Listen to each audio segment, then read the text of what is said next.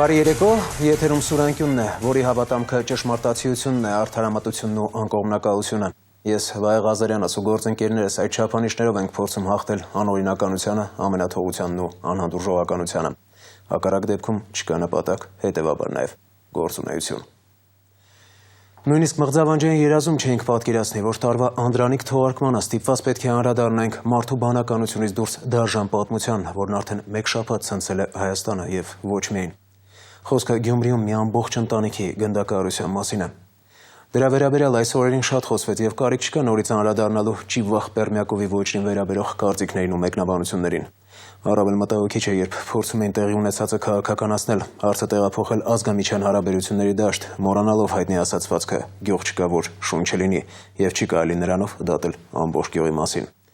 Բայց հիմա այդ մասի չեմ խոսելու։ Գլխատվեց մի ամբողջ ընտանիք, 6 հոգի, այդ թվում 1 երեխա։ Դժվար է պատկերացնել այն հույզերն ու զգացումները, որ ունեցել է ամեն բանական մարդ բոթը լսելուց հետո, ու թերևս այս ոչիրը կարելի ասել խարխլեց պետության հիմքը։ Այդ հիմքը հենց ընտանիքն է։ Գուցե տեղի ունեցածը արտացոլում է այն դաժան իրականությունը, որում ներկայում հայտնվել ենք, սակայն ընտանիք հասկացությունը մեզանում այլ ընկալում ունի։ Ընտանիքում են սերմանվում հասարակության եւ մարդկային արժեքները, ընտանիքում է ձևավորվում հասարակության անդամը քաղաքացին։ Եվ բնական ու օրինաչափ է, որ ընտանիքի դեմ ուղղված ոչրագործությունը մեծ վրդովմունք ու հասարակական պարսավանք առաջացրեց ոչ միայն Գյումրիում եւ հանրապետության մյուս բնակավայրերում, այլև մայրաքաղաքում։ Այս համատեքստում է տեղի ունեցածը փորձել վերլուծել Նելի Հարությունյանը, եւ այժմ ներկայացնում եմ նրա պատրաստած արդյոք համարժեք պատիժ կա տեսանյութը։ Սրանք Ավետիսյանների ընտանիքի լուսանկարներն են, միանգամայն երջանիկ, սիրով, ջերմությամբ ու հույսով լի աչքերով։ Նրանց տունը դեռ մի քանի օր առաջ լցված էր մանկան ճիչերով, անհոգ, զվարթ ծիծաղով։ Այս լուսանկարներում Ավետիսյան ընտանիքը ծննդատնից տուն է տանում տան, ինչպես ասում են, Հենասյանը, Արու Զավակի։ Այս երջանիկ օրից 6 ամիս անց մի ամբողջ հայ ընտանիքից միայն հուշեր են մնացել։ Ու կյանքի համար պայքարող ամենակրտսեր Ավետիսյանը, 6-ամսյա Սերոժան։ Հունվարի 12-ին հայտնի դարձավ, որ ռուս զինծառայող Վալերի Պերմյակովը իրեն ամրագրված AK-74 ինքնաձիգով դուրս էր եկել ռուսական զորամասի տարածքից, անհայտ դրդապատճառներով մտել Միասնիկյան 188 հասցեում գտնվող Ավետիսյանների տուն ու գնդակահարել 6 հոգու, այդ թվում երկամյա աղջնակին, 6-ամսյա երեխային դանակի հարվածներ հասցրել։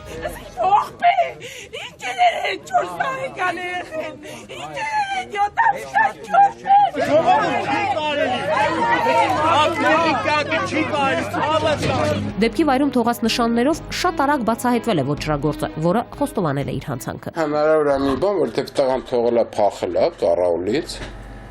զենքով է չէ փախել։ Որում այդ տողնակատամբ ինչ որ գործողություն է արել, որ փախել է։ Դա զիդավշինայի մոմենտ կարող է լինել։ Մթնոլորտը, իրադրությունը, այդ շիկացած վիճակը մեզ մի քիչ այլ տեղեր է տանում, այլ դատողությունների առիթ է տալիս։ Կարող է շատ ինքը իսկապես դաստիարակությունը եւ այլն այնպեսին է լինի, որ նման վիճակների մեջ մարդը հայտնվի։ Սրանք հրեշագործի ընտանիքի լուսանկարներն են, մարդասպանության համար դատված եղբայրը, աղանդավոր հայրն ու քույրերը։ Անկամ այդ կարգի մարդկանց ավելի լավ կարող են նաև որպես գործիք օգտագործել, իմանալով կառուցվածքը, իմանալով հակումները։ Խարիզմատիկ եկեղեցու հովիվ է իր բանը, հերը, ընտանիքն էլ։ Շվեդիայի փորձագետի եզրակացությունն է, որ աղանդավորների հետ կապված ինչ կարելի է լինի։ Փոքր երեխայի վրա ձեռք բարձրացնելը կներես դա ոչ թե միայն տականքը կարար։ Ես տականքը չեմ, ռոբոտը կարող անի։ Երբ որ աչքի առաջ չերում երեխայա թե մեծ է։ Օբյեկտը, որին պետքա վերահասես։ Իսկ ռոբոտի տարբերակը գնում է աղանդավորների մոտ։ Ռուս սահմանապահների մասնակցությամբ կրկին Գյումրիում արունալի դեպք էլի է գրանցվել։ 99-ի ապրիլին 2 հարբած զինծառայողներ լիցքավորված ինքնաձիգներով դուրս են եկել քաղաք, հասել Սլաբոդկա թաղամաս մինչև շուկա եւ անկանոն կրակահերթով գնդակահարել 2 մարդու, եւս 15-ին ծանր վիրավորել։ Եկան ստես, պես կրակելով եկան։ Այդից նորից եկան մինչև Լաչինի, որ դիմեցից Լաչին։ Ու ուղի որն է ժողովրդի վրա են պայ ախպեջան։ Նորից բռնին բաներին։ Մագազինը բրձավ։ Թազա մագազինը զապրավկա era մետավ Լաչինի փողոց։ Կրակելով գնացի թե լավ այնտեղ բռնի։ Մտանք ստեղ տախլի տակը ու այդ մոմենտին մեր գլխի վրայից անցավ էլի։ Այսպես խաղեց վրեկս։ ու մտանք տակը հետո քաշ էլա վերևնդեղ ինքը այդտեղ են վայելին էլա վտկան տեղը ու կանանշների ծախողների մոտն ու դեռ նորից երևի պրծավ իր մագազինը նորից ուզեցավ զապրավկայներ այդ ժամանակ մետեղ եմ հասավ ու կրգեց իրան տվին աշտր մագազինը կուզեր աներ ծոցից որ զապրավկայներ էլի կարագեր մենք ստեղ ենք եղել ստեղ եմ ներկա եղել ամեն ինչի ոդաստակ ենք Եթե մեր տղեկը քիչ աճային չերնեին, արագ չմոտենային, իրանք նռնակ կպանային արդեն։ Հա, նռնակ եկար ցերկերը։ Այն մեկը մագազիններա որ փոխեր, այն մեկը սկսեց քաշել, հետևից տղեկը փուշլատը գցեցին մեկի գլխին, այդ նռնակ բացողի։ Այնի որ դարավ, արդեն այս կողքից տղեկը թափան վրեկը ու բռնեցին իրանց։ Գյումրեցիներն այս դեպքը լավ են հիշում ու թերևս նոր ողբերգությունը այդ պատճառով ավելի ցավագին են ընդունում։ Ավետիսյանների ընտանիքի ողբերգական սպանությունը որակել զուտ հանցագործություն, մարդասպանություն թերևս էլի շատ մեղմ է։ Ոչնչացվել է մի ամբողջ ընտանիք, պետության հիմքը կազմող բոլոր հայ ընտանիքների մի մասնիկը, ինչը արդեն ողբերգություն է դառնում ոչ միայն սպանվածների հարազատների, այլև բոլոր գյումրեցիների ու ողջ ժողովրդի համար։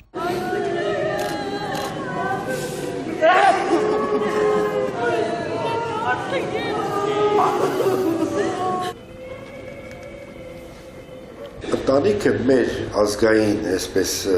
մենտալիտետում բան շատ մեծ արժեք ունի, շատ մեծ արժեք ունի։ Հետո մենք ինչքան երեխա սեր ազգենք, գյումրեցիներին, ես ինքս գիտեմ ինչպես են մեծարում ընտանիքի յուրաքանչյուր անդամին եւ հասկանալի է նրանց վրդովմունքը։ Հետո ընտանիքը հատկապես գյումրեցու համար դա գոյության, գոյապահպանման մեծագույն արժեքն է։ Գյումրեցիների մոտ շատ ավելի մաքուր ավանդապաշտպաններ շատ են պահպանված։ Ցավոք Գյումրիում կատարվածը ընտանիքի դեմ արյունալի ոտնձգության եզակի դեպք չէ։ Մի քանի տարի առաջ Կոտայքի մարզի Նոր գյուղից ահազանգ էր ստացվել, որ տներից մեկի բակում տղամարդու դիակ կա։ Մեկնած օպերատիվ խումբը բակում հայտնաբերել էր տանտիրոջ, իսկ տան տարբեր սենյակներում ընտանիքի մյուս անդամների դիակները, մարմնի տարբեր մասերում սուր կտրող ծակող գործիքով հասցված վնասվածքներով։ Այս ոճրագործության համար մեղադրվեցին Ալֆրեդ եւ Ժուլվերն Հովանիսյանները։ Լինում է այնպես, որ արյունը ինքը ավելի է բորբոքում, ավելի է գրգռում այդ պրոցեսը, ավելի է տանում։ Թափթային ֆիզիոլոգիական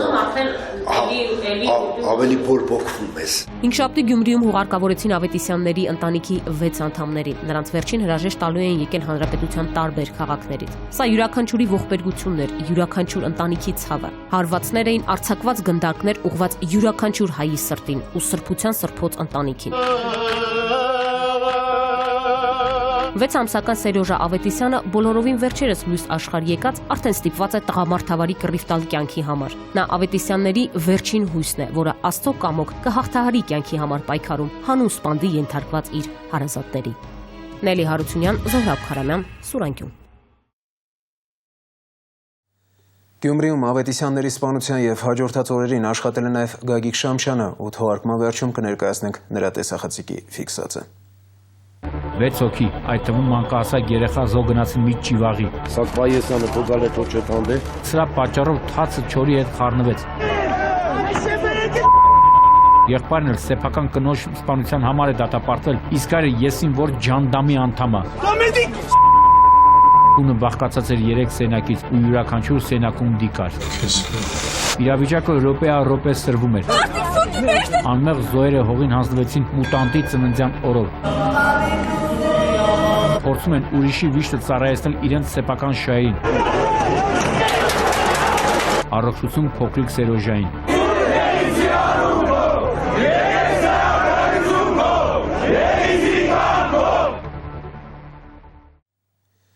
Նախորդ տարի, երբ Վայոց ձորում խաղող աճեցնողները բողոքի ակցիաներ էին կազմակերպում, գյուղատնտեսությունից քիչ թե շատ տեղյակները զարմանում ու անհանգստանում էին։ Արդյոք չեն գնում մոտ 1 տասնամյակ հետ, երբ ամեն տարի գյուղացիները բողոքում էին մթերումների փոքր ծավալից ու վճարման ուշացումից, իսկ վերամշակող ձեռնարկությունները մատնանշում էին իրացման փոքր շուկան, շրջանառու միջոցների սղությունը եւ գյուղացիներին վճարելու անկարողությունը։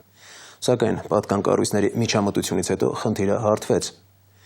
Հորատեսական տրամադրությունները արթնացան, երբ նոյեմբերին կառավարության շենքի առջև բողոքի ակցիային կազմակերպել Բորոդինո գործարանին պոմիդոր վաճառածները։ Ձեռնարկության եկամուտները դժվարությամբ էին բավարարել պետության առջև հարկային եւ այլ պարտավորությունների կատարմանը։ Որոշեցին անդրադառնալ խնդրին, հասկանալու, թե Հայաստանում սարքավորումներով ու հոսքագծերով եզակի ու մեծ ընկերություններից այս մեկում ինչու են պարբերաբար ֆինանսական խնդիրներ ծագում։ Արդյոք դրանք պայմանավորված են ռուսական շուկայի վայրի վերումներով, ինչ ասեկոսեներ են շրջանառվում եւ ինչպես են վիճակը բացատրում գործարանում։ Մանրամասները Շուշանիկ Միրզոյանի կտանք, ոչ կերանք, տեսանյութում։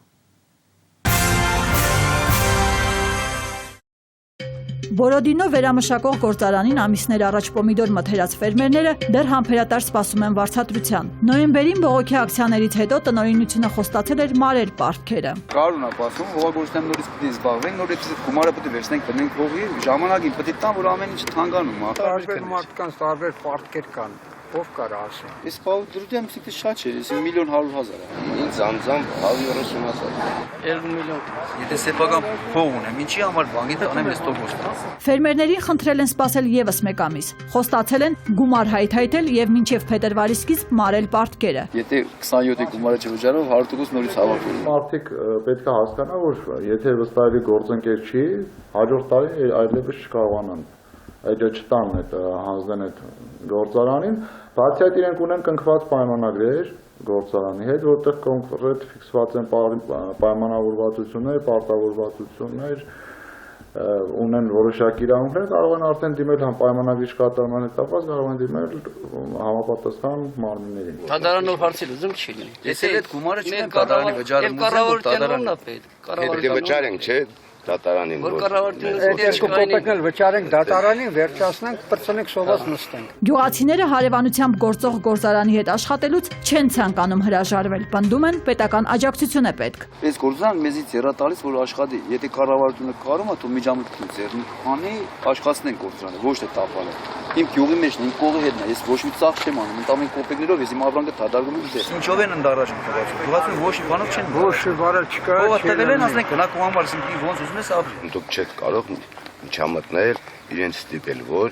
շատ հում կստանան ու փողն էլ վախտեն տան, պետական բյուջեներ փող մուծվի։ Ասում եք իրավունք մենք չունենք։ Որևիցե իրավական ազդելու գնումների գործընթացի վրա մենք գիտենք, որ ընտրել ենք ազատ շուկայական հարաբերություններ եւ ինչպես ցանկացած մյուս ոլորտներում, այնպես էլ այստեղ որևիցե մենք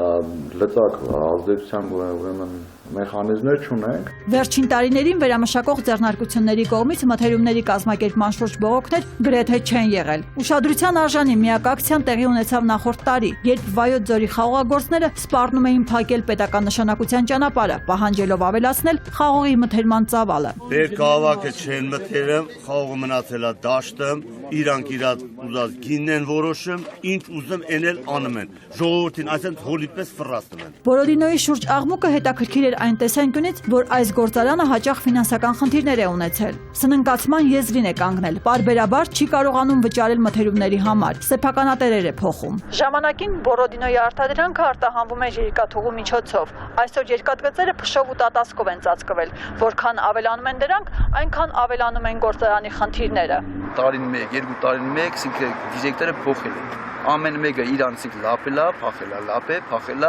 ու դες վերջնական մնացի տոկում էս մարդու վզի։ Որ երրորդ տնօրենն է։ Բեսի վերջին 4-րդ է եկավ։ Այս մի քանի տարվա մեջ նորմալ բիզնեսմեն է պետք։ Գնի սա ու աշխատացնի։ Բորոդինոյի հետ կապված ասեմ, որ արդեն երևի 3-4 տարի նույն պատմությունը կրկնվում է։ Բորոդինոն հանդիսանում է մեծ ռեզերվներ ունեցող գործարան։ Ինքը աշխատում է բավականին ցածր մակարդակով։ Բան չեն տալիս։ Ունեցված գույքը դնում է գրա, որ վարդ վեկալի, վճարի մեզ ու ինքն էլ աշխատի։ Չեն տալիս, ինչի համար չեն տալիս, ես չեմ հասկանում։ Ուրեմն որոնք են ֆինանսական խնդիրների առաջացման պատճառները։ Բորոդինոյի արտադրանքի զգալի մասը Ռուսաստան է արտահանվում։ Հայտնի է, որ այս ձեռնարկությունը արտադրական հզորություններով Հայաստանում 4 խոշորագույն վերամշակողներից է։ Գործարանի պարտքը մոտ 32 միլիոն դրամ է, որի մարման նպատակով ղեկավարությունը ապարդյուն փորձել է $750,000 վարկ ստանալ։ Չի հաջողվել նաև նույն նպատակով գույքը վաճառելու նախաձեռնությունը։ Ամբողջական պատկեր ստանալու համար գործարան են ուղևորվում։ Ճանապարհելուց հետո աշխատակիցները զանգահարում են տնօրենին ու դրանից հետո մեր հեռախոսազանգերը անպատասխան են մնում։ Որոշ տեղեկություններով մի քանի օր շարունակ տնօրենը չի պատասխանել նաև գյուղնախարարության պաշտոնյաների հեռախոսազանգերին։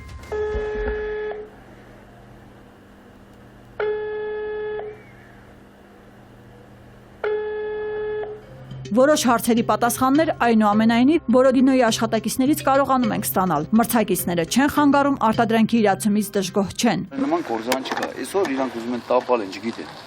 Այս կորզանի տապալ են։ Ամեն մարդը իր կարծիքը ունի։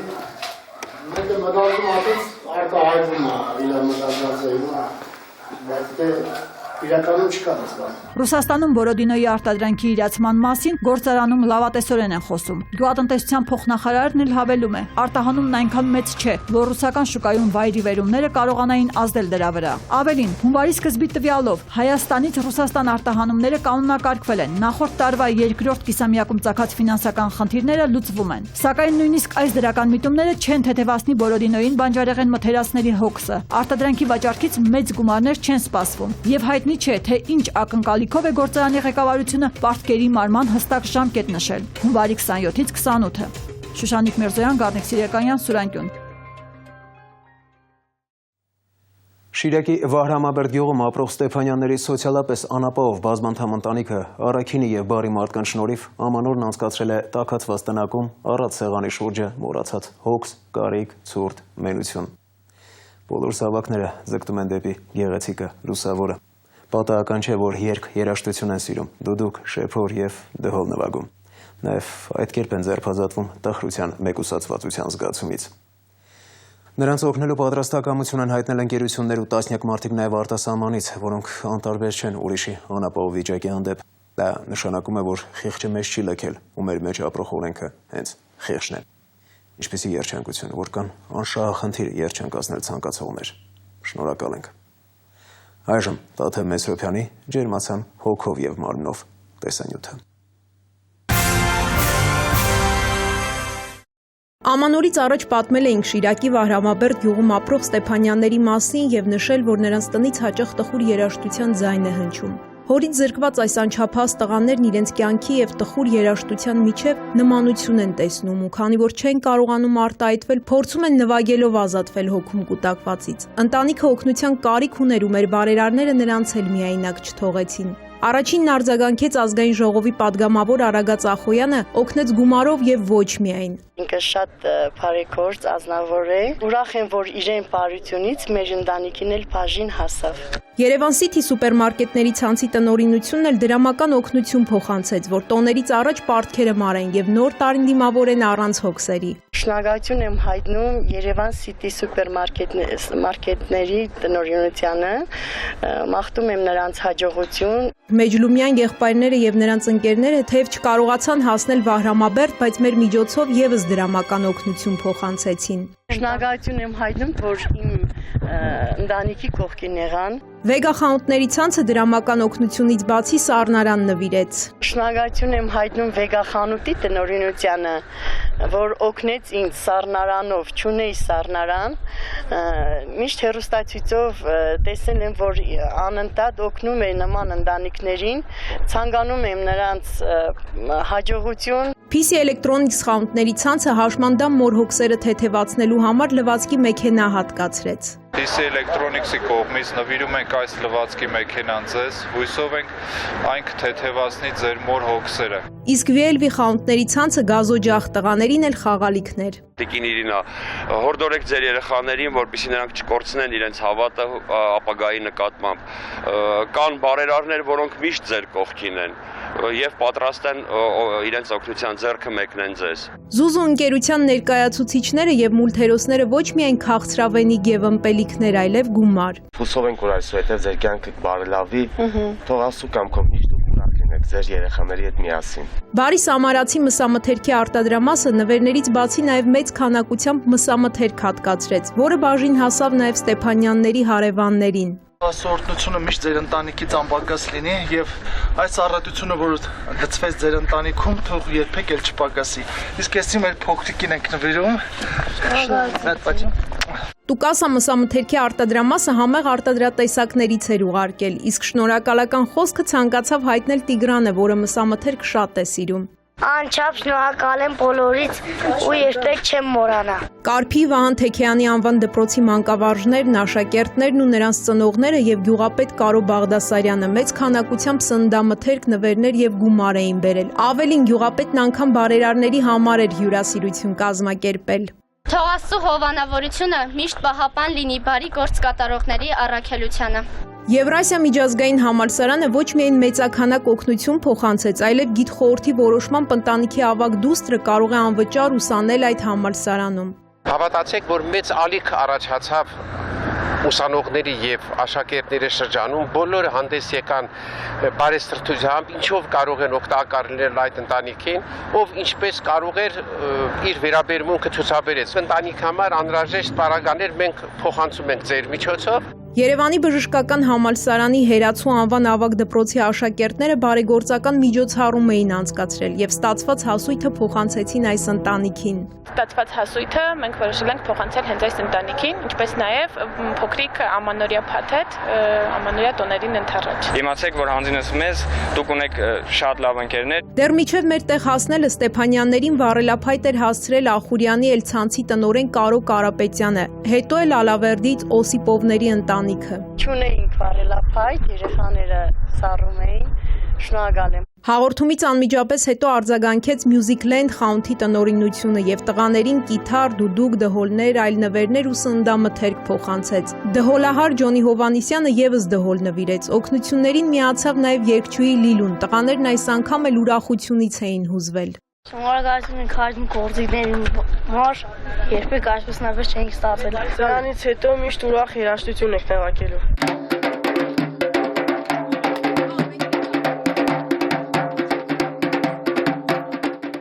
Բելգիայից Վարդիկյանների ընտանիքը գումար փոխանցեց։ Ամերիկայի Միացյալ Նահանգներից տիկին Լիդան, որը երկրաշարժի ժամանակ 7 օր նորածնի հետ մնացել էր փլատակների տակ եւ մատները կտրելով արյունով կերակրել երեխային, եւս օգնեց։ Լոնդոնից Սամվել ու Հայկարամ Վարդանյան եղբայրները եւս գումար փոխանցեցին, խոստանալով մշտապես օգնել։ Մեր մշտական բարերարներից Ղևոնդը եւս գումար փոխանցեց։ Շնորհակալություն եմ հայտնում նաև հոկտեմբերյան քաղաքի Մուրադյանների Քեժդաստանից, քանի որ նրանք եղբայրներով, թոռներով եկան մեր տուն, աջակցեցին ամեն ինչով։ Այսպիսի առատություն երբևէ իմ ընտանիքին չի եղել, թող Աստված նրանց ավելին տա։ Հաճախ տխրության եւ ուրախության պահին երգն ու երաժշտությունն ավելի է օգնում, քան սփոփիչ որևէ խոսք։ Քանի որ նման պահերին մարդ ոչ թե խորհրդի, այլ ինքնարտահայտվելու կարիք է ունենում։ Այս դեպքում կարևորն ականջալուր լինելն է, ինչպես այս տղաների պարագայում։ Իզուր չէ, որ առաջին անգամ շեփոր նվագեցին, իսկ այս անգամ նախընտրեցին դհոլը։ Կարճ ժամանակահատվածում բարի մարդկանց հաջողվեց նրանց միջից հանել վախի եւ տագնապի զգացողությունը։ Հուսանք, որ Ստեփանյանների տնից այսուհետ միայն ուրախ երաժշտություն կլսվի։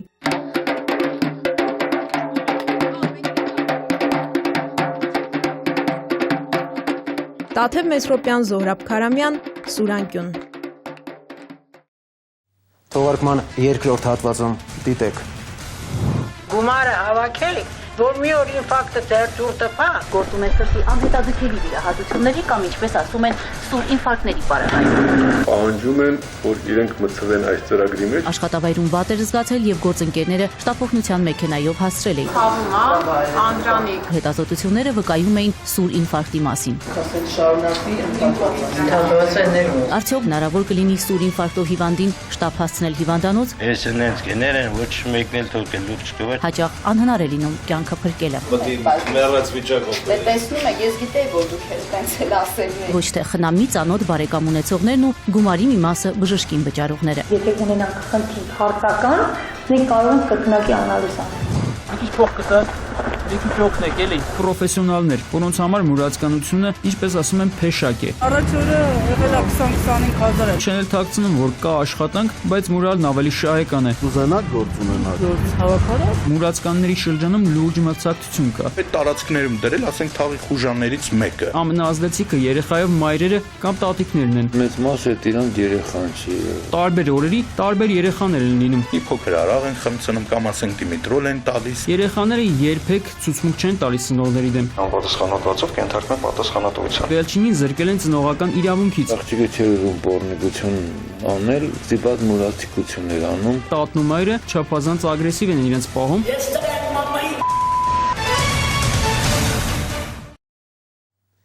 Թեև 098 80 91 93 մեր հեռախոսահամարը ամանորյա տոներին չէր գործում, սակայն Facebook սոցիալական ցանցով շատ նամակներ ենք ստացել։ Դրանց մի մասը վերաբերում է սրտի վիրահատություններին։ Մարդիկ գրում են, որ լրատվամիջոցներից տեղեկացել են, թե սրտի վիրահատությունները հունվարի 1-ից անվճար են իրականացվելու, սակայն ուժ հաստատություններից հակառակ պատասխան են ստացել։ Որն է խնդիրը։ Տարեվերջին կառավարությունն իրոք հայտարարեց, որ հունվարի 1-ից մեկնարկում է սրտի անհետաձգելի վիրահատության ծրագիրը, որի իրականացման համար պետբյուջեից կհատկացվի 500 միլիոն դրամ։ Դեկտեմբերի վերջին էլ Առողջապահության նախարարությունը փոխըմբռնման հուշագիր ստորագրեց սրտի վիրահատություններ իրականացնող Երևանի 4, Գյումրիի եւ Գորիսի մեկական բուժկենտրոնների հետ։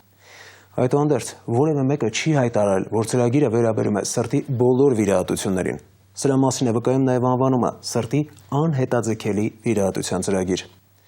Մանրամասների մասին խոսենք տեսանյութում, հիմա մեկ նկատառում եւս։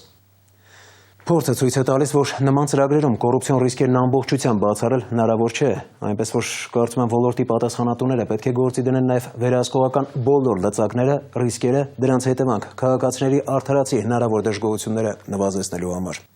Չէ՞ որ այս դեպքում գործ ունենք մարդու կյանքի հետ։ Սոնա Դանիելյանի անդրադարձը վերնագրել ենք «Սիրտս առողջ զարկ է ուզում»։ Հունվարի 1-ից սրտի ստենտավորումը Հայաստանում անվճար է։ Սա այն թյուր պատկերացումն է, որ տարածվել է մեր քաղաքացիների շրջանում։ Իրականում ծրագիրը գործում է սրտի անհետաձգելի վիրահատությունների կամ, ինչպես ասում են, սուր ինֆարկտների պարագայում։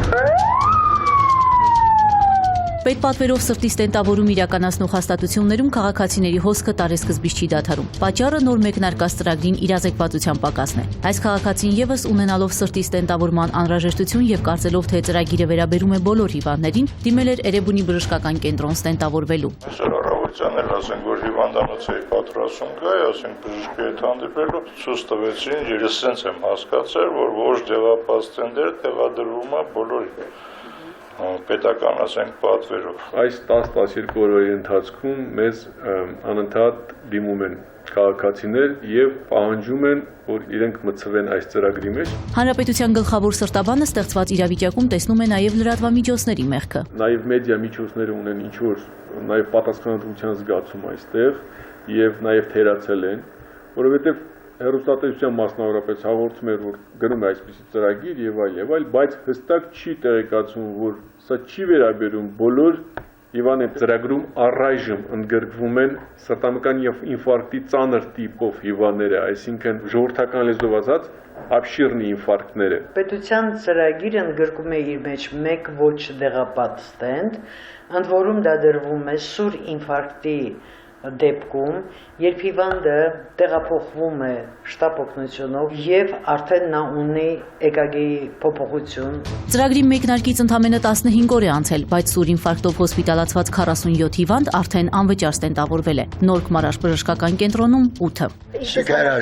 Ձեզ համար նորություն էր, թե դուք տեղյակ եք, որ հունվարի 1-ից հնարավոր է։ Ես պատաման պնձի սկորը պոմեշով Գյումրից տեղափոխեցին այստեղ։ Նույն ժամանակ, նույն րոպեին դերին ամեն ինչ մարդիկ երեցին, փառքած շնորհակալ եմ։ Տվյալ պացիենտը ուրեմն ամսի 11-ին Նորք Մարաշ բժշկական կենտրոն է ընդունվել սրտամկանի սուր ինֆարկտ ախտորոշմամբ։ Ներկայացված կրիտերիաները, որը պահանջվում է, որպեսզի տվյալ պացիենտը ընդգրկվի այդ ծրագրի մեջ, համապատասխանել են բոլոր կետերով եւ բնականաբար մեր նկարահանման պահին հիվանդանոց բերվեց 65-ամյա Անդրանիկ Հովսեփյանը, որը աշխատավայրում վատ էր զգացել եւ գործընկերները շտապօգնության մեքենայով հասցրել էին հիվանդանոց։ Հիվանդի թե էլեկտրասրտագրությունը, թե լաբորատոր հետազոտությունները վկայում էին սուր ինֆարկտի մասին։ Միջնապատը մի քիչ վնասվել է, բայց ամբողջապես դերևս վնասված չի։ Ցավում է, Անդրանիկ Եկել է սուր ինֆարկտով, բոլոր չափորոշիչներին համապատասխանում է, հավանաբար կզոնդավորենք, այսինքն կանենք կորոնարոգրաֆիա եւ ստենտավորում։ Շատ հնարավոր է, որ անվճար վիրահատեն, որովհետեւ հունվարի 1-ից մեր երկրում գործում է այդպիսի ծրագիր։ Այդպես էլ եղավ։ Կորոնարոգրաֆիան ցույց տվեց, որ սիրտը սնուցող կարևորագույն անոթը խցանված է ու ստենտավորման անհրաժեշտություն կար եւ ըստ ծրագրի անվճար։ Կալիֆիկացված շատ կասել շարունակվի ընդհանրված Մեկ ժամ անց սուր ինֆարկտով հիվանդը ստենտավորված էր։ Տեսակ, այդ անոթը բացվեց։ Բնության ու մարդկության հրաշքեց։ Տեսեք ինչ լավ մեծանում։ Երևի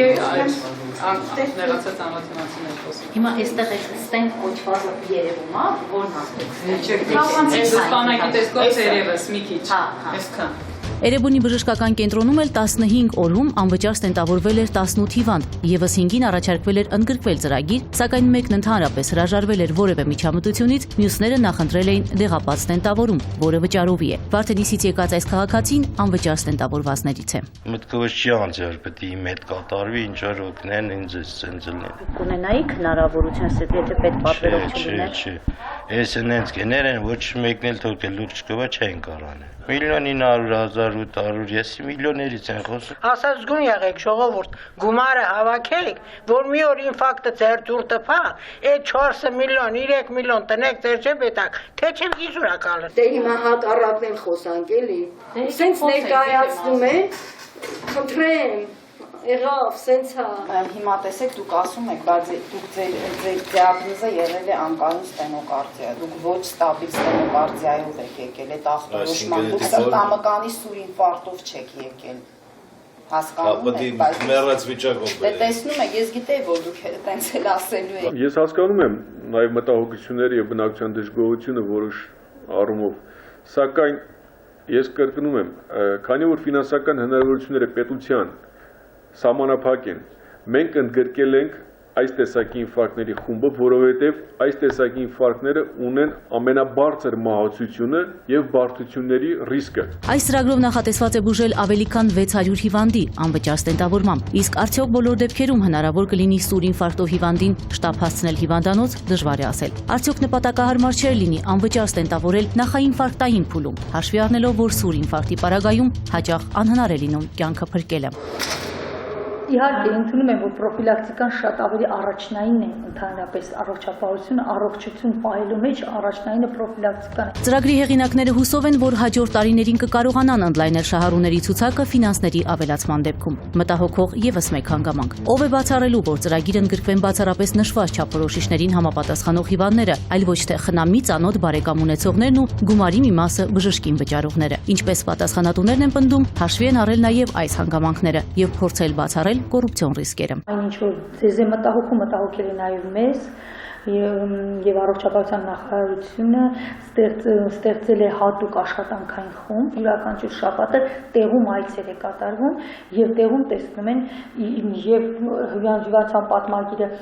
եւ էլեկտրոսրտագիրը եւ լաբորատորիայի հետազոտությունների նույնիսկ արյան նմուշ է պահվում, այսինքն տրոպոնինի դեի որոշման արյան նմուշը պահվում է եւ մենք ցանկացած պահին, ցանկացած դեպքում եթե ունենանք խնդիր հարցական, մենք կարող ենք կրկնակի անալիզ անել։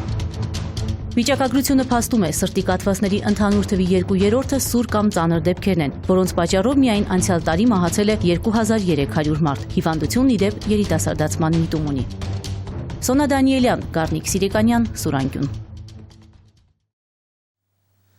Աղքատության կրճատման պայքարում կարևոր է մուրացկանության վերացումը, քանի որ աղքատության մակարդակի ակնառու վկայությունը մուրացիկների առկայությունն է։ Այս պարզ ճշմարտությունը անկալելի է զարգացած շատ երկրներում, որտեղ մուրացիկների եւ անտունների համար ստեղծվում են քիչ թե շատ բարենպաստ պայմաններ, միայն թե աչքի համար տեսանելի չլինի աղքատության խորհրդանիշը։ Իսկ ինչ է կատարվում Հայաստանում։ Մեր նկարանող խումբը միայն մի քանի ժամյա շրջայցի ընթացքում հանդիպել է մոտ 1 տասնյակ մուրացիկների, հուսային դեպքում, երբ ջերմաստիճանը 0-ից ցածր է եղել։ Ընդ որում, հանդիպել է մուրացիկի, որը մանկահասակ երեխայի հետ է եղել։ Շատերը թերևս հիմա կմտածեն, բա ինչ անեն, պետությունը թող ստեղծի անհրաժեշտ պայմաններ, նրանք էլ մուրացկանությամբ չզբաղվեն, այն էլ երեխայի հետ։ Համաձայն եմ, բայց մասամբ։ Մինչ կբացատրեմ, թե ինչու մասամբ, ուզում եմ հայտարարել, որ Սուրանկյունը խնդիր է դրել տարվա ընթացքում վերանել ոչ պատվաբեր այս երևույթի հետ կապված հնարավոր խութերը։ Մասնավորապես պարզել, թե ինչ նորմեր, օրենքներ, որոշումներ պետք է ընդունվեն մուրացկանության կրճատման համար, ինչ սկզբունքներով են արտասահմանում իրականացնում բարեգործությունը, որպեսզի դրա միակ թիրախը չլինի մուրացկանը, ինչ պետք է փոխվի իրավապահների, սոցիալ եւ առողջապահության նախարարությունների գործառույթներում եւ այլն։ Այս ամենին փուլ առ փուլ կանդրադառնանք, իսկ հիմա ասեմ, թե ինչն է այս հիմնախնդրին խորությամբ անդրադառնալու պատճառը։ Դուք նույնպես տեսած կլինեք մուրացիկ կանանց կրկներին քնած երեխա։ Եթե անգամ մի քանի ժամ հետևեք, կնկատեք, որ երեխան չի արթնանում։ Մեր տեղեկություններով մանկահասակներին հաճախ դիմետրոլ են ներարկում, մտածելով, թե այդպես ապահով է։ Մի կողմից խղճահարություն է առաջացնում, մյուս կողմից ցրտի կամ այլ գործոններով պայմանավորված անհանգստության նշաններ ցույց չի տալիս։ Ու եթե չբացառենք այն հանգամանքը, որ այս ամենի հետևում կարող են կոնկրետ մարդիկ լինել, ասել է թե մուրացկանությունը նաև յուրօրինակ բիզնես է, ապա պատկերն առավել քան ամբողջական կդառնա։ Ներկայացնում եմ Արմեն Աթալյանի մուրացկանության վերաբերյալ բիզնես խղճահարության տեսքով հետաքննության առաջին մասը։ Երևանի կենտրոնական փողոցներով օրվա բանուկ ժամերին անշտապ շրջում են տարբեր տարիքի մարդիկ, ձեռքում լիքը մանրադրամ։ Մուրացկանների համար լավագույն սեզոնը չէ, եւ ցուրտ է, եւ անցորդներն են քիչ։ Կարելի է ասել հիմա քաղաքում կան երկու տեսակի մուրացկաններ։ Մարդիկ, որոնք իսկապես ահավոր կարիքի մեջ են, հիմնականում ծերեր, որոնք ասենք թորներին են պահում, ու պրոֆեսիոնալներ, որոնց համար մուրացկանությունը, ինչպես ասում են, փեշակ է։ Երկուսից էլ հանդիպեցինք փողոցներում։ Աշխատանք ես չեմ կարող։ Արդեն 80 տարեկան եմ։ Սենց շատ ես աշխատում։ Առաջ շատ էր, հիմա չէ։ Առաջ օրը եղել է 20-25 հազար էր նախանցյալ տարի։ Ասենք անցյալ տարի մի 15,000, 12, 10։ Հիմա կարող մի 2.5-3 հազար ամենաշատը, որ կա այդ չի լինում։ Կան նաև ավելի երիտասարդ տարիքի անձինք, որոնք չեն էլ թաքցնում, որ կա աշխատանք, բայց մուրալն ավելի շահեկան է։ Գործ բան չունեք դուք։ Ես կուզենաք գործ ունենալ։ Հավաքարար, բայց հավաքարին չեն տալիս, որը մի 2000-2500 է դա։ Առավոտից իրիկ ունեն աշխատում, գիտեմ։ 80,000 դրամի բան, եթե լինի, չես աշխատի։ Դրանով ապրել չի։ Տարիներ առաջ անդրադարձել ենք այս թեմային ու պարզել, որ մուրացկանների շրջանում լուրջ մրցակցություն կա։ Օրինակ ինձ, կերպարանափոխված մուրացկանիցս պահանջում էր իր տարածքից հեռանալ այս տղան, որը միշտ փող է մուրում Վաղարշյան Կոմիտաս խաչմերուկում։ Այս տղայի հետ նույն մանկատանն է մեծացել նաև Աշոտը, որը եւս ստիպված զբաղվում է մուրացկանությամբ։ Աշոտի խնդրին անդրադարձել ենք։ Նա տառապում է փղախտ հիվանդությամբ, ինչի հետևանքով վերջույթներն անընդմեջ փքվում են։ Սա անբուժելի է։ Հնարավոր է դեղորայքով միայն նվազեցնել վերջույթների փքվածությունը, ըստ այդմ պահպանել Աշոտի կյանքը։ Փող է մուրում հենց դեղեր գնելու համար։ Մի ամիս հավաքում եմ, որ ես ընդամենը մի կամ երկու տեսակի դեղը բերեմ։ Իմ դեղորայքը դրսից եմ բերել տալի։ Աշոտն ասում է, որ օգնողներ շատ են լինում, բայց դեղերը շատ թանկ են, այնպես որ ստիպված է միշտ փող հավաքելու դուրս գալ։ Սկզբում, այսպես ասած, գործընկերները, մյուս մուրացկանները շատ էին նեղում նորեկին։ Մուրացկանների մոտավորապես 40-50% ունեն իրանց հստակ տարածքները, ու այդ տարածքներում դրել, ասենք, թաղի խուժաններից մեկը։ Հիմնականում այս դրույթներն է իրանց մոտ ընդունվում, որ ինքը պիտի կանգնի այդ փողոցում, ինքը պետք է մաքուր պահի փողոցը, այսինքն ամեն թափթփուկ իրանց լեզվով եմ ասում, ու ամեն չոլախ ոնց որ ինձ են ասում։ Չպետք է գա։ Գումարի կեսը խոսքի տալիս են այդ վերխը։ Կեսը չէ, 70%-ը։ Մի քիչ փող կտա, մի քիչ օգնեք էլի։ Մի քիչ օգնեք։ Փող մուրալը դա լուրջ արվեստ է, որին ամեն մեկը չի տիրապետում։ Լուրջ դերասանական ունակություններ են պետք, որպեսզի կարողանաս գումար մուրալ մարդկանցից։ Դերասանական ունակություններ կամ սիմուլյանտության հնարավորություն ամեն մեկն ինչպես հասկացանք չունի։ Դրա համար դիմում են այլ մեթոդների։ Մեկը կա արդեն 3 տարի է նույն տեղեկանքներով գալիս է, մայրս հիվանդ է, մահամերձ է, ինչ կլինի ինձ մի քիչ օգնի։ Ասում եմ 3 տարի կարող է մահամերձ կին լինի։ Քաղցկեղ, հա։ Քաղցկեղ, հա։ Մոռացել է, որ 3 տարի առաջ իմ մոտ արդեն նույն տեղեկանքներով եկել է։ Դեղի փող, հեռու տեղ տուն հասնելու տրանսպորտի փող։ Սրանք մուրալու ժամանակ հնչող ամենատարածված խնդրանքներն են, բայց ամենաազդեցիկը երեխայով մայրերը կամ տատիկներն են։ Եթե դու տեսնում ես մի կին երեխան գրքին, որը երեխայի կաթի փող է ասում, դու չես կարող չտալ։ Բացվեց, որ մեծ մասը իրանց երեխան չի, վարձով երթված երեխա է։ Որպեսի երեխան իրան չխանգարի, իրանք ասենք մի փոքր արաղ են խմցնում կամ ասենք դիմիտրոլ են տալիս կամ լցնում։ Պարզվում է իրավապահներին էլ են դիմում նման կասկածներ ունեցողները։ Քաղաքում հաճախ կարելի է տեսնել քնած երեխան գրկած մուրացկանների, երբեմն էլ նույն մուրացկանի մոտ տարբեր օրերի տարբեր երեխաներ են լինում։ Պարզվում է երեխային վարձով տալու դեպք մի անգամ բացահայտվել է։ 13 թվականին ունեցել ենք դեպք, որ մոր կողմից երեխան տրամադրվել է մեկ այլ կնոջ, մեկ այլ կինն էլ եղել է մուրացիկ, դեպքով հարուցվել է քրեական գործ, ներկայումս գործը գտնվում է դատարանում, դատաքննության փուլում է գտնվում։ Լինում են դեպքեր նաև, երբ ծնողներն իրենք են երեխաներին ներգրավում մուրացկանության մեջ, սակայն դա ապացուցելն է շատ դժվար։ Երեխաները երբեք ցուցմունք չեն տալիս ծնողների դեմ։ Իսկ այդ ընթացքում պարզվում է, որ ծնողների կողմից անչափահասներ ներգրավել են մուրացկանության մեջ, բնականաբար օրենքի ուժով քրեական օրենսգրքի համապատասխան հոդվածով կենթարկվում պատասխանատվության։ Մենք դեպք ունեցանք, երբ որ հայրը 14 տարեկան աղջկան տնից դուրս էր անում, մինչև մի արագ շշի փողը չբերես, տուն չգաս։ Այդ աղջիկը չէր ուզում պոռնիկություն անել, ստիպած մուրացիկություն էր անում, այնտեղ այստեղ մի 100 դրամ, 50 դրամ։ Մյուս կողմից երեխայի հետ փող հավաքելու դուրս եկած կինը միշտ պատճառաբանություն կգտնի իր արարքի համար։ Ոստիկանները դրանք արդեն անգիր գիտեն։ Երեխային չեն կարող թողնել, միայնակ ենք ապրում եւ ստիպած ենք միասին երեխայից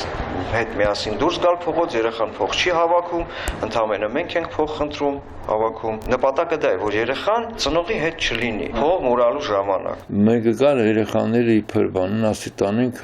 մանկատուն, թող երեխաները գոնե նորմալ հագնվեն, ուտեն, խմեն, լողանան եւ այլն։ Երեխաների հետ մուրացիկություններ անում հանրապետության հրապարակում։ Սա ուրախացավ։ Մի շաբաթ հետո հասկացա, որ առանց երեխաների ներկայության իրան ոչ ոք փող չի տալի։ Գնաց երեխաների հետ բերեց։ Իդեպ, մանկատուն տանում են ծնողի համաձայնությամբ։ Առանց նրա համաձայնության դա հնարավոր է միայն այն դեպքում, երբ վերջինին զրկել են ծնողական իրավունքից, ինչը դատարանի իրավասությունն է։ Քաղաքում հիմնականում կա մի քանի մուրացիկ, որոնք փողոց են դուրս գալիս երեխաների հետ։ Ոստիկանները նրանց ճանաչում են։ Մեր համակարգացիներն էլ հաստատ հանդիպած կլինեն նրանց։ Մեկն օրինակ Ամիրյան փողոցում է միշտ լինում փոքրիկ տղայի հետ։ Մի երեխան է։ Այս մի հատիկն ունեմ, շրոտիկ դպրոց ադեն տալիս է, էլի։ Ես եմ տանում բերում, որտեղ տանը մենակ եմ վախենում եմ։ Դրսի գործ չեմ կարող անեմ, որտեղ ցրտահարվում է, նեղվում եմ, չեմ կարող։ Այս կնոջ երեխային ոստիկանների միջնորդությամբ տեղավորել են խնամքի կենտրոնում։ Սովորաբար մուրացող երեխաներին իրավապահները տանում են ոստիկանություն եւ ծնողների հետ բացատրական աշխատանք տանում։ Նման բացատրական աշխատանք իրավապահները բազմիցս փորձել են տանել քաղաքի կենտրոնական փողոցներում փող հավաքող դեռահաս Էդգար Մալխասյանի հետ, որը ընտանիքի 5 երեխաներից է։ Բոլորն էլ դպրոց չեն հաճախում ու զբաղվում են մուրացկանությամբ, սակայն իրավապահների հետ շփումներում երեխաների տատն ու մայրը չափազանց ագրեսիվ են իրենց պահում։ Անգիստ, ձեր կենտրոնից շատ եք ընտրելիս, ասի ես մամայի մարդունեից ենքան եմ անան ստացնելու տեցիք մարդունակ, ոչ չկան տանգվի, հողում շատ 2014 թվականի տվյալով հանրապետությունում հաշվառված է մուրացկանությամբ զբաղվող 64 անձ։ Նշենք, որ մուրացկանությունն օրենքով արգելված չէ, այնպես որ այդ գործունեությամբ զբաղվող անձանց վրա իրավական լծակներ չկան, այսինքն նախատեսված չեն հարկադրանքի միջոցներ, իսկ կանխարգելիչ միջոցառումները սահմանափակվում են միայն մարդկանց համոզելով, որն ինչպես տեսնում ենք, չի նպաստում այս երևույթի կանխարգելմանը։ Արմեն Աթալյան, Զոհրաբ Կարամյան, Սուրանկյուն։ Կհանդիպենք քիչ անց։ 6 հոգի, այդ թվում մանկահասակ երեխա զոհգնացին մի ճիվաղի։ Սակվայեսյանը փոքալ է փոչեթանդե։ Սրա պատճառով թացը չորի հետ խառնվեց։ Եղբայրն էլ սեփական կնոջ սպանության համար է դատապարտվել, իսկ հայրը եսին որ ջանդամի անդամ է։ Տունը բաղկացած էր 3 սենակից ու յուրաքանչյուր սենակում դիկար։ Իրավիճակը րոպե սրվում էր։ Անմեղ զոհերը հողին հանձնվեցին մուտանտի ծննդյան օրով։ Փորձում են ուրիշի վիշտը ծառայեցնել իրենց սեփական շահերին։ Առողջություն փոքրիկ Սերոժային։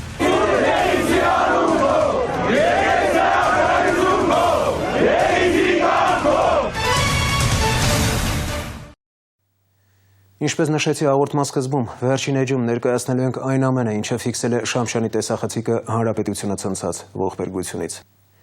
Թերևս միայն ամուր նյարդեր ունեցողները կարող են միջև վերջ դիտել այն կադրերը, որոնք նա բերել էր Գյումրիից։ Բառեր չկան փոխանցելու այն հույզերը, որոնք ապրեցինք դրանք դիտելիս, չկա ոչ մի արդարացում մուտանտ ոճրագործին։ Բնականաբար, եթե չենք հեռարձակի այն կադրերը, որոնք ուղղակի կատվածարկ անեն մարդու նյարդային համակարգը, որոշներն էլ կուղեկցենք ձայնային ազդանշաններով։ Այս կարգի նյութերի հեռարձակման համար կան բարոյական նորմեր։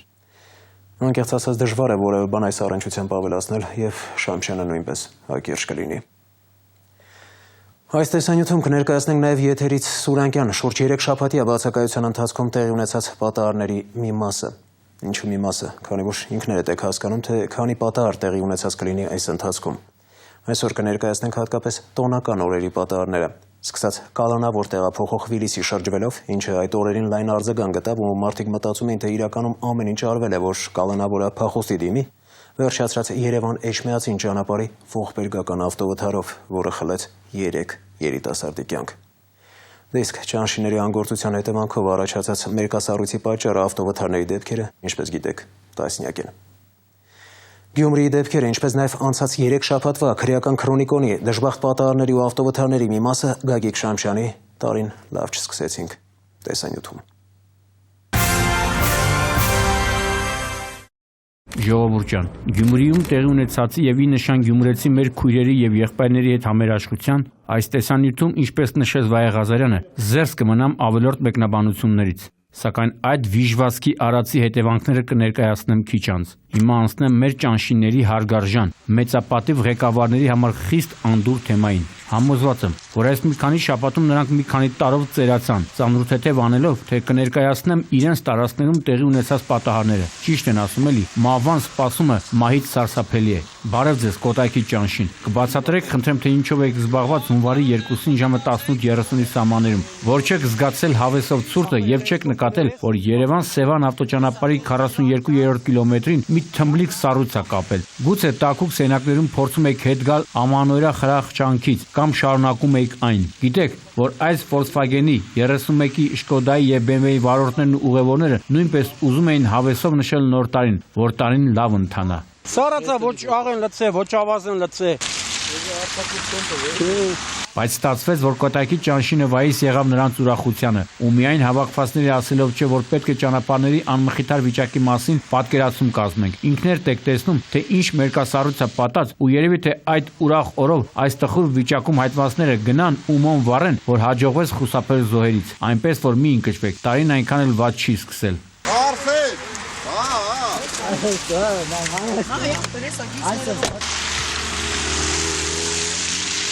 Ճանշինը խրախճանքը շարունակում էր, էս էլա նույն օրը, համարյա նույն ժամերին, նախորդ վթարից մի 3 կիլոմետր այն կողմ, ես չեմ, դուք եք, հիմա ինչ անուն դնես սրան, չնայած այս դեպքում ոչ միայն ճանշինն էր մեղավոր, այլև այս զրովեցի վարորդը, 35-ամյա Արայիկ Բադալյանը, տնաշենը ճամփան գլուց առաջ միած չի ասել, բայց մաշված անվադողերով ինչքան կեթամ, ու որպես հետևանք դուրս է գալիս երթևեկելի գոտուց, բախվում երկաթ բետոնե արգելապատնեշին ու գլխի վրա շրջվելով կամրջից ընկնում ցած։ Վայժողով ճանոքնից։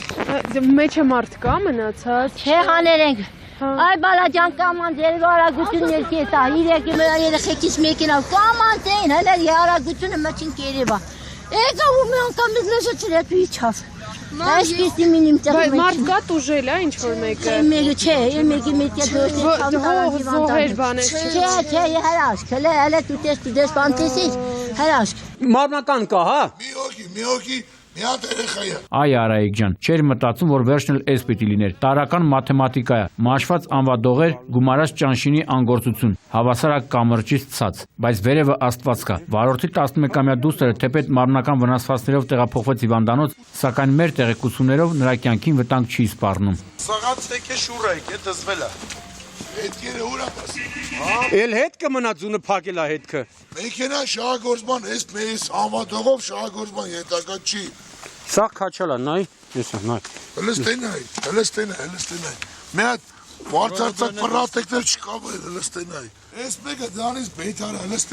հլստենայ, հլը ման, հլստե։ Էս էլ հունվարի 4-ն է, Չարենցավան Հրազդան Մայրուղու 20-րդ կիլոմետրն է, ներկայացված վթարի վայրից մոտ 20 կիլոմետր դեպի Երևան։ Կոտայքի ճանշինը դեռ տաքանում է, կամ կերած խմածը մարսում։ Եթե նախորդ շղթայական վթարում ներգրաված էր 4 մեքենա, ապա այստեղ մոտ 10 անգամ ավելի, 40 մեքենա, ու դա բնական է, չէ որ ձյունը շարունակ գալիս էր, ցուրտը դամ պահում, իսկ ճանշինը հանգստանում էր։ 40-ից մի քանիսը բախվել են իրար, որոշները դուրս եկել երթևեկելի գոտուց, բախվել ճանապարհի երկաթ բետոնի արգելապատնեշներին եւ բաժանարար գոտու ծառերին։ Ու տենց ամանորյա ուրախ բաներ նվիրած ճանշինի կողմից։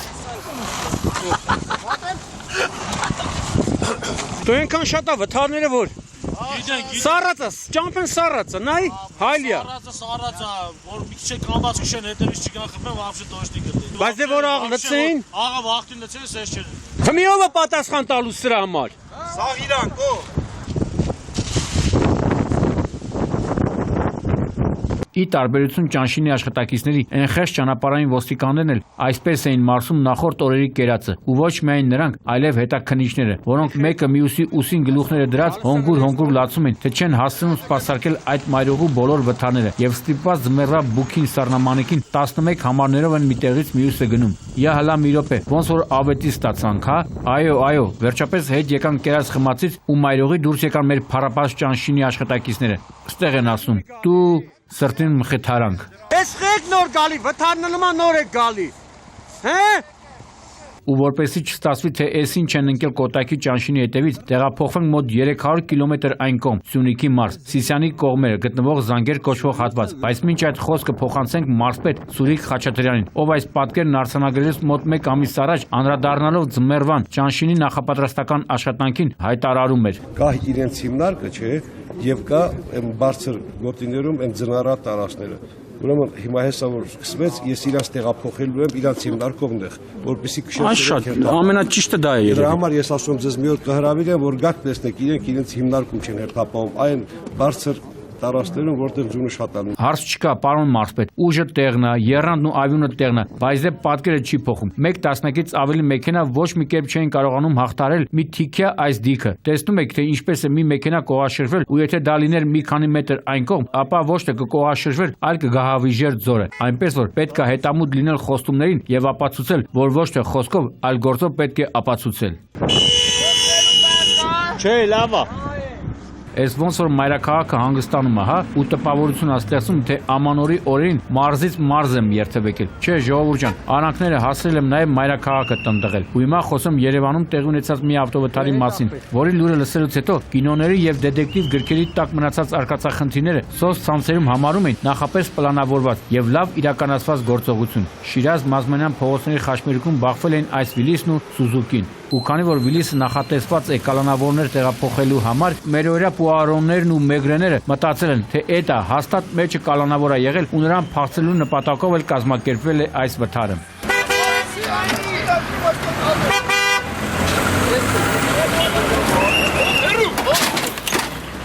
Մեջը կալանավոր եղել է, բան չասի, ու քանի նախաքննությունը չի ավարտվել, չեմ էլ կարող ասել, թե արդյոք հենց Սուզուկին է մեղավոր եղել, բայց որ կալանավորին անմիջապես մեկուսացրել են ու մեկ այլ ոստիկանական մեքենայով հեռացել դեպքի վայրից փաստ է։ Չնայած մեկուսացնելու խնդիր էլ չի եղել, քանի որ ինչպես Վիլիսի վարորդը, ոստիկանության Արագածոտնի մարզային վարչության ուղեկցող դասակի ոստիկան Արմեն Բարսեղյանը ու եւս 2 ոստիկան կալանավորը նույնպես վնասվածքներ էին ստացել ու տեղափոխվել հիվանդանոց։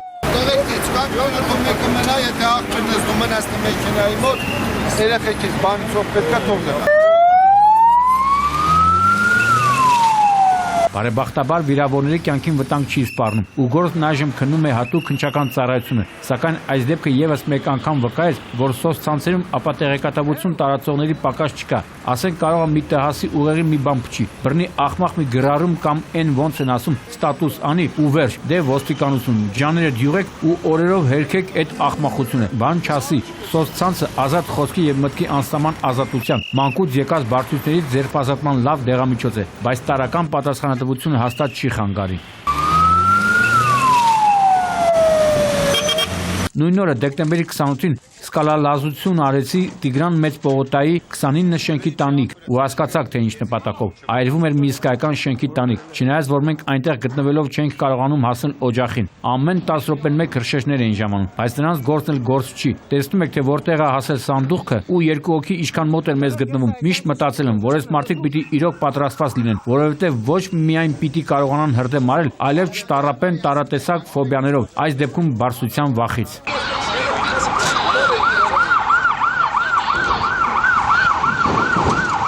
Բայց լավն էր, որ միշտ բոլոր ֆոբիաները գլուխ կբարձրացնեն, շենքի բնակիչները իրենց ուժերով մի մարդու պես կանխել են կրակի տարածումը, այլապես հրշեջների վիճակը հաստատ բարձր լինելու։ Դե իսկ հրդեհի պատճառների մասին խոսելը վաղաժամ է։ Տեսնում եք, թե մեր կանգնած հատվածում քանի լարեր են ասում, ու նույնիսկ այս վիճակում էլ էր վտանգավոր, քանի որ անձնուրաց բնակիչները դրանց կողքը ջուր լցնելով վտանգում էին նաև իրենց կյանքը։ Այս դեպքում չեմ կարող չասել, որ օպերատիվ գործեցի նաև 103 եւ 104 ծառայությունները։ Զգույշ եղեք։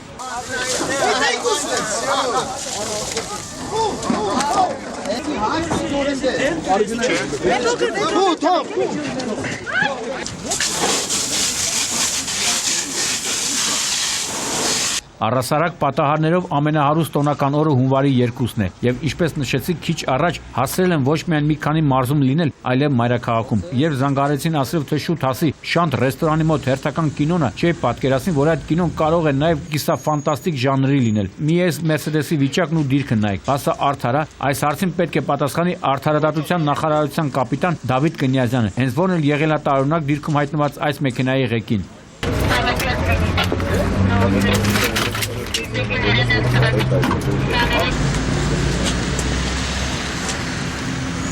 Չգիտեմ, Կնյազյանը ենթարկում է իր իսկ կողմից պաշտպանվող արդարադատությանը, թե նկատունում խմած է եղել, բայց որ ստատիկ վիճակում շատ դժվար է նման տրյուկ կատարել, հաստատ է։ Կնյազյանի հետ մեքենայում եղել են 2 կին եւ մի երեխա, ու կրկին չեմ կարող չնշել մեր իսկական քաղաքացիների մասին, որոնց համար ուրիշի ցավ չի լինում։ Հենց նրանք են իրենց ուժերով դուրս բերել վիրավոր ուղևորներին եւ օպերատիվորեն ժամանած շտաբօգնության բրիգադները նրանց տեղափոխել են հիվանդանոց։ Կեցցեք։ Ու եթե հավելենք, որ վիրավորների կյանքին վտանգ չի սպառնում, ապա այս վթարի մասով կարող ենք արձանագրել։ Լավ պրծանք։ Մենք երեխուն տարանք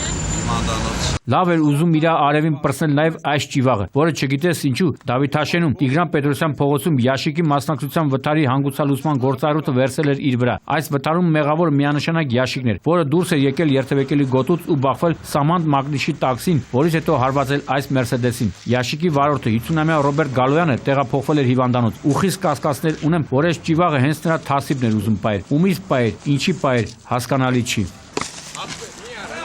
Խփի բա։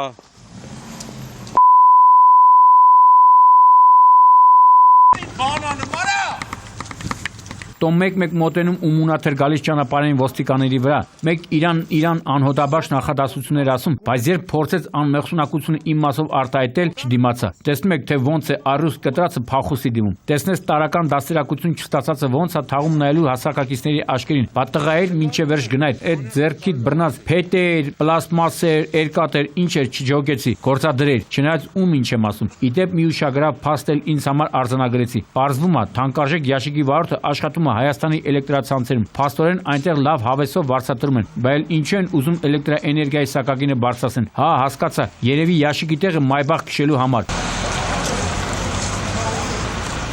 Պապիրոսով հեռու գազ մազա։ Պահ, նորին մեծություններ, Range Rover, BMW, Mercedes, չգիտեմ, սրանց տերերը էլեկտրացանցերում են աշխատում, թե բնական այլ մոնոպոլիաներում, բայց որ զարմանալի զուգադիպությամբ Գարեգին Նժդե, Արցախի եւ Ռոստովյան փողոցների խաչմերուկում իրար բախվածների համարանիշներով գերակա էր 7 նիշը, փաստ է 01 077 77 777 17 771։ Սենց բան 1001 ա լինում ու հավաքվածները կատակում են, թե եկեք կանգնենք մեջտեղները ու ցանկություն պահենք։ Մոտակայքում ծառայող կարգախմբերը շտապ մոտենան խաչմերուկ, որպեսզի ապահովեն երթևեկության անվտանգությունը եւ ԱԻՆ-ի մեր գործընկերների աշխատանքը։ Քանի որ վթարը տեղի էր ունեցել մայրաքաղաքի ամենամուխանատ խաչմերուկներից մեկում, մտածում էի, թե պատճառը կրկին փոխզիջման կուլտուրայի բացակայությունն է, բայց արի ուտես, որ ճանապարհային ոստիկանության հետաքննիչը նրանց հետ շփումից հետո հանձնարարեց, որ 3-ին էլ տեղափոխեն բժշկական կենտրոն, ստապության աստիճանը պարզելու։ Աչքիս հոտ էր առել։ Սա նաև այն հազվագու դեպքերից էր, որ ապա գործակալները կարճ ժամանակում հասան դեպքի վրա։ Դե իհարկե,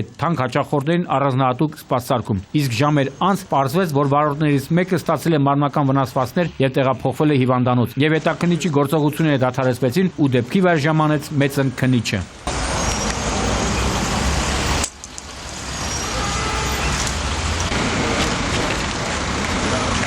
Ու միշտ կներկայացնեմ Գյումրիում տեսախցիկից ֆիքսացը անդրադառնամ այս օրերի ընթացքում տեղի ունեցած ողբերգական 2 ավտովթարին։ Մեկը տեղի ունեցավ Վայոց ձորում, ցավալի է, բայց փաստ։ Սա այն հերթական դեպքերից է, որոնց ժամանակ հաճախ ասում ենք, որ եթե զգում եք ֆիզիոլոգիական խնդիրներ, մասնավորապես ուզում եք քնել կամ նման այլ բաներ, մեքենան մի կողմ քաշեք, մի քանի րոպե հանգստացեք, նոր շարունակեք ձեր ճանապարհը։ Չեք լսում։ Ինչն էլ որոշ դեպքերում մարկային կյանքի արժենում։ Հունվարի 5-ին առավոտյան ժամը 9-ի սահմաններում Երևան-Մեղրի ճանապարհի 92-րդ կիլոմետրին բախվեցին երևանցիներ Դավիթ Գալստյանի Opel-ն ու Գուրգեն Մարգարյանի 06-ը։ Մահացածնել, ուժացնել սաղես մեքենայից, չէ։ Այո, բոլորն 06 մեքենայի մեջից են, վարորդը մնացել էր մեջը փրկարանների շնորհիվ։ Դրե հանել։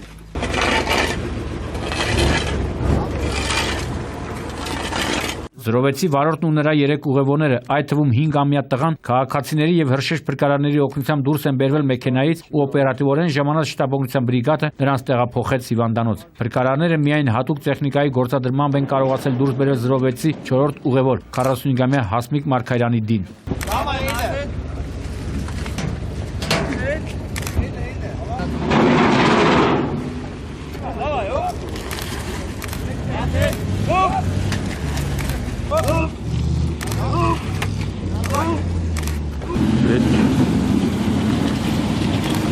Վթարի վայրում ճանապարհային ոստիկաններն ու քննիչները եկել էին այն եզրակացության, որ Օպելը դուրս է եկել երթևեկելի գոտի եւ բախվել Զրովեցին։ Օպելի վարորդը խոստովանեց, որ ղեկին աչքը կպել է ու բնականաբար չի կարողացել կառավարել մեքենան։ Այ հենց նման դեպքերի համար ենք ասում ու ստիպված պետք է կրկնվենք։ Երբ զգում եք, որ չեք կարողանում հաղթահարել քունը, կանգնեցեք տրանսպորտային միջոցը ու վստահ եղեք, վթարներից կապահովագրվեք։ Հետ ինգեր Նախատոնական օրերի ամենասարսափելի վթարը տեղի ունեցավ Երևան-Էջմիածին ճանապարհի Փարաքարի վարչական տարածքում։ Գիշերը ժամը 2-ի սահմաններում Մերսեդեսի վարորդը նախ բախվում է շինության պատին, այնուհետև 30 մետր գլխիվայր մի քանի անգամ շրջվելով հայտնվում ճանապարհի մեջտեղում։ Մինչ ժամանային ճանապարհային ոստիկանները, փրկարարներն ու շտաբօգնության բրիգադը, տեղաբնակները իրենց ուժերով մեքենայից մի քանի տասնյակ մետր հեռավորության վրա հայտնաբերում են 2 մահացածներին։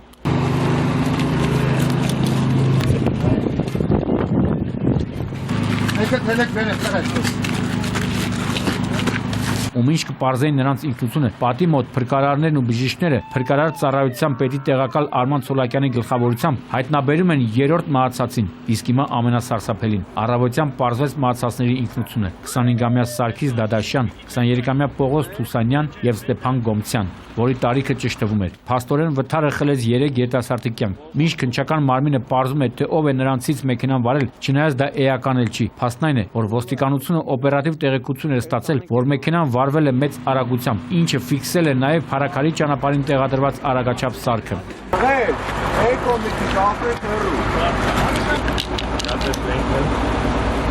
Թեպետ ինչպես ասում են մահացածի հետևից կամ լավ կամ ոչինչ։ Այդուհանդերձ վթարի վար ժամանած մի քանի էջմիածինցիներ փրկարարներին ասում են, թե մահացածներին ճանաչում են ու իրենց տեղեկություններով նրանք տուն էին վերադառնում խնջույքից։ Զգոն եղեք։ Տեսակ ինչ եղավ։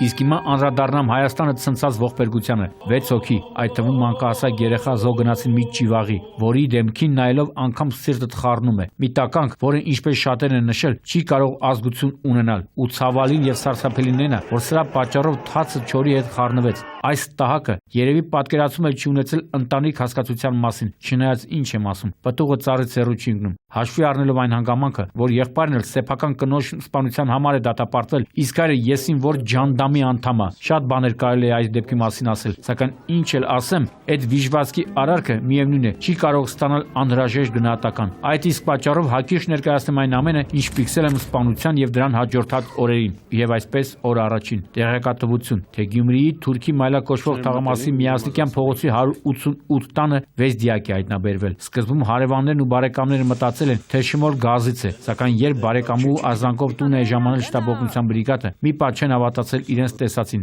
Պարզվել է, որ մարդիկ անկողնում գնդակահարվել են։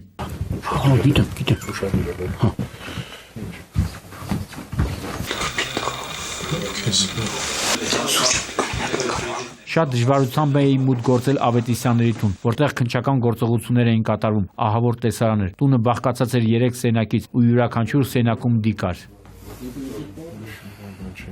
Տեղում հայտնաբերեցին զինվորական համազգեստ, գիտել այդ վիժվածքի տվյալներով, ինքնաձիգ, կրակված պարկուճներ, արյունոտ ծվին եւ զինվորական այս բատինկանները։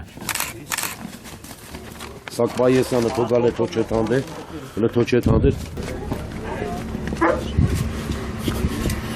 Դնում է։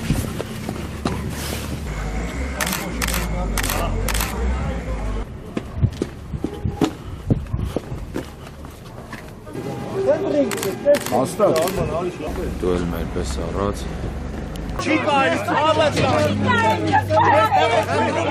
Իրավիճակը րոպե առ րոպե սրվում էր, անգամ հնչում էին ռազմաբազան գրավելու կոչեր, դեռ երեկոյան էր իրավիճակը դուրս գալիս վերահսկողությունից, պատճառը դիահերձարան չտեղափոխել էր, քանի որ դատաբժիշկները քննիչների մասնակցությամբ դիակների զննումը կատարում էին մանրակրկիտ, հարազատները պահանջում էին լրացուցիչ ուժեր, բառերով չես կարող նկարագրել նրանց ապրումները, ու թերևս այս իրավիճակը հենց դրա վկայությունն է։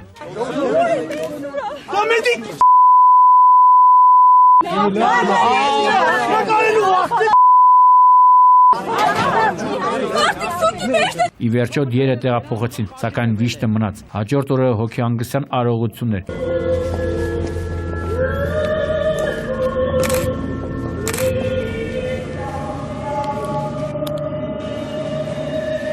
Ասված ձևս եւս պիտի զորացնի, որ ամբերությամբ կարողանաք տանել այն չարչարանքները, որ մենք հիմա կրում ենք։ Ճակատագրի հեգնանքով անմեղ զոհերը հողին հանձնվեցին մուտանտի ծննդյան օրով, իսկ Սկո թափորը ձգվում էր 1 կիլոմետրից ավելի։ Գյումրեցին հերթական անգամ ցույց տվեց, որ անհանդուրժող է ու պահանջատեր։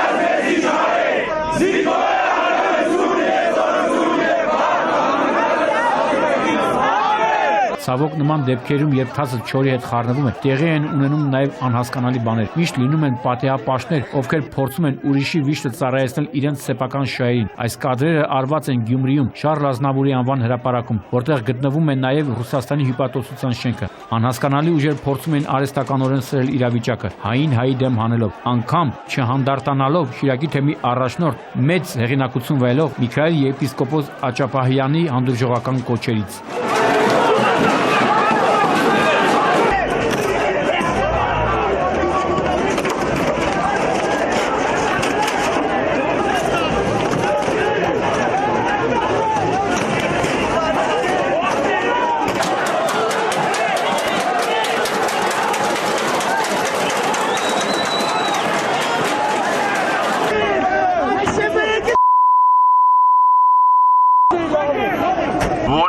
Սա պետք չէր։ Քննարկեցինք, պայմանավորվեցինք իրար հետ։ Ու ես իմ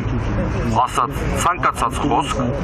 ու ասեցի, որ տղամարդու պես եմ ես խոստացել, ոչ միայն որպես գլխավոր դատախազ, այլ տղամարդու պես։ Եվ ես այդ իմ խոստացածը ամբողջությամբ կատարել։ Այսինքն, ես իրոք դիմելու եմ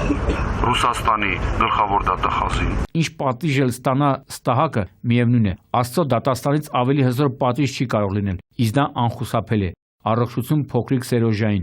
Գագիկ Շամշյան, Սուրանկյուն։ Այսքանը ուղղամիտ լինենք, ճիշտ ապրենք եւ պաշտպանենք ճշմարտությունը։ Մենք ուխտ ունենք, միշտ դեպի լույս։ Կհանդիպենք հունվարի 25-ին ժամը 22-ին։ Աստված պահապան բոլորիս։